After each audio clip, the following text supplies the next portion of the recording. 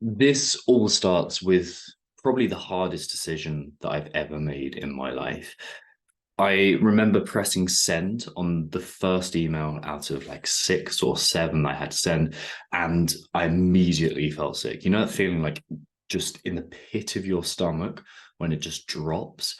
The fear and the physiological response to the decision I just made just blew me away. Like it just took all the vitality from me, and I just kind of sagged, and I could feel tears stinging my eye.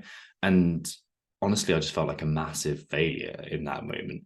I had loads more messages to send that day, like six immediate ones, I think, and then just endless messages, including an email to every customer I was working with, which was not only my entire source of income, but like just importantly, the team's source of income too. And I was saying, like, I am terminating your time working for me. We're no longer operating in the current way. And I had to tell my coaches still that they no longer had any work for me, that I wasn't providing them with an income. And these are people that I still consider good friends. And they're people who had given so much to the business, to my business. And it just felt like such a moment where I'd let them down. This was by far the hardest decision that I've ever made in my business life, probably in my entire life, actually. And it was also the best. But from this, I've come against or come across some huge lessons, both in the moment and reflecting on it, that I would like to share with you right now. The first one is this idea of investigating the pain. Like, if you ask me deep down, like if you really ask me, I suppose if you gave me a few drinks or if you kind of really got to know me and asked me like what I was actually feeling about the business, I would say that it was stuck. And I'd been feeling this like baseline level of disappointment for years, but I'd constantly push it down. I'd like kind of pick at the wound every 3 months or so and make it uncomfortable. And I'd realize like, oh shit, man, I'm actually not really enjoying this, and it's not getting where I want it to.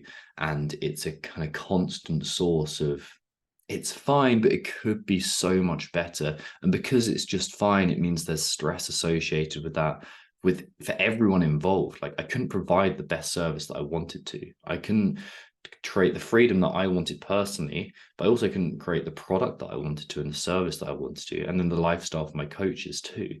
And one of my core values is this idea of excellence and not pursuing mediocrity.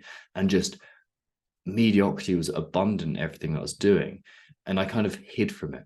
So I'd go through this process where I kind of uncovered it every 3 months, every quarter or so, and then I'd just stuff it away. And then 3 months would go past, and I'd go, oh yeah, it's fine, and then I'll stuff it away. But I couldn't actually stomach the fact that I would look back at some point in my life and think, like, I wasted that opportunity. And I couldn't also at the same time imagine looking back at imagine like actually the thing that I couldn't imagine doing was looking forward and saying goodbye to all the stability that I had in my life at that time. Like that thought just absolutely terrified me. That this pain was constantly under the surface, and there's this constant source of dissatisfaction with my life, and it ebbed into actually everything that I did. And the first truth that I learned from this is like the pain and the clues were there earlier. We just need to investigate that, because we've got to turn our we've got to turn our attention to it and get to know it and ask yourself truly, like, what does this mean? Because every single time that you take a step forward, because every single time that you because if you don't get to know this pain, what's going to happen is it's going to build and build and build, and it's going to fester like a wound that you don't treat. So we need to uncover the pain. We need to grow. And the thing is, like, the pain is just a sign that you have to sacrifice a version of yourself. That's really what it is. It's a sign that you're not good enough as you are right now. And growth demands sacrifice. And the longer you put it off, the greater that sacrifice becomes. And the more painful it's going to be, because you're more attached to that part of you. So you have to learn to sacrifice the undeveloped part of your psyche. And it's a painful process. You just like rip it to shreds and watch it burn. So that's the first thing. You need to investigate this pain and then make the appropriate sacrifice from it. Like, the sacrifice metaphor is littered throughout mythology and religion and philosophy. We have to learn to sacrifice part of ourselves if we're ever going to grow. The second thing, the second truth that I learned from this is we've got to take on as much responsibility as we can possibly bear. And actually, my stagnation and the business's stagnation, and therefore the impact that had on everyone we're working with at the time, that all came from selfishness. But my personal liberation from that came from taking responsibility. I don't think it's a coincidence that I made this decision around the same time I was getting married. Like, you think about what responsibilities, how like my responsibilities to my upcoming wife, to the woman that was about to become my wife, they were kind of doubling down and becoming formalized. And I was thinking as such about the family that we may have and the type of example that I would want to be as a father and what that would mean. And as Jordan Peterson has said, we grow the most when we shoulder the heaviest burden. And what was happening is I was actually neglecting any responsibility. I was only focusing on myself and just like what I wanted and how I wanted to feel in day-to-day life. But what I was like neglecting by doing that is I was neglecting my future, my wife's future, if we're lucky enough to have kids, their future and everyone that affects, but also all my clients that were working under the Mindset umbrella at that point. And I was neglecting everyone that was in the team and all their connected people. So we needed this, like I needed to take on responsibility. And the moment I did that, I could see it clearly. It's like, oh, it's my ownership. Like Jocko Willink always talks about, take ownership, extreme ownership. If I was going to take extreme ownership of the situation, I could see that actually there was a lot of their problems in life which were my problems to solve, and that I had the potential to solve. And that by taking responsibility and ownership of the situation, the choices available to me actually became clearer. So that's step two. Right? It's taking ownership, because that realization, I tell you now, it was very uncomfortable. But that revelation of truth, it changed my future and everyone else's for the better. Now, the third one, this is actually one of the big mistakes that I made in this process and in the months afterwards, because obviously that wasn't just a one-day thing. That was when it peaked, but it actually lasted for months. The uncertainty was around for months, and the process of creating that change was around for months.